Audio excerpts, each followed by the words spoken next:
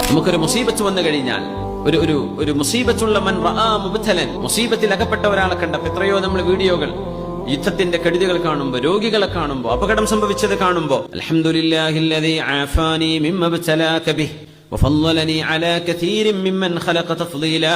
അല്ലാഹുവേ നിനക്ക് സ്തുതി റബ്ബേ, ഈ മനുഷ്യനെ പരീക്ഷിച്ച പരീക്ഷണം എന്നെ പരീക്ഷിക്കാതെ നീ എനിക്ക് ആഫിയത്ത് തന്നല്ലോ, ആളുകളെക്കാളും നീ എനിക്ക് ശ്രേഷ്ഠത നൽകിയല്ലോ റബ്ബേ, നിനക്ക് സ്തുതി അല്ലാ എന്ന് പറഞ്ഞാൽ ലം യുസിബുഹു ദാലികൽ ബലാ, ആ പ്രയാസം ഈ മനുഷ്യന് വരികയില്ല എന്ന് റസൂലുള്ളാഹി സ്വല്ലല്ലാഹു അലൈഹി വസല്ലം ഇമാം തുർമുദി ഉദ്ധരിക്കുന്ന സ്വഹീഹായ ഹദീസാണ്.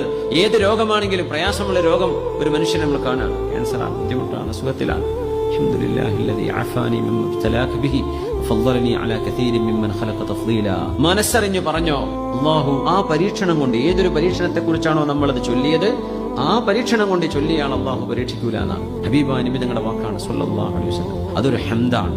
എന്തൊക്കെ പരീക്ഷണങ്ങൾ കാണും, ആ പരീക്ഷണങ്ങളിൽ നിന്നൊക്കെ അല്ലാഹു ഈ ഉമ്മത്തിന് രക്ഷ കിട്ടാൻ വേണ്ടി നബി തങ്ങൾ പറഞ്ഞ വളരെ അമൂല്യമായി വിലമതിക്കാനാവാത്ത വാക്കുകളാണ് ഇതൊക്കെ. അതൊക്കെ പഠിച്ചു വെച്ചാൽ എത്രയും ഉപകാരം, അത് അങ്ങനെ ലൈഫിൽ നമുക്ക് അതിന്റെ ഉപകാരം മനസ്സിലാവുകയും ചെയ്യും.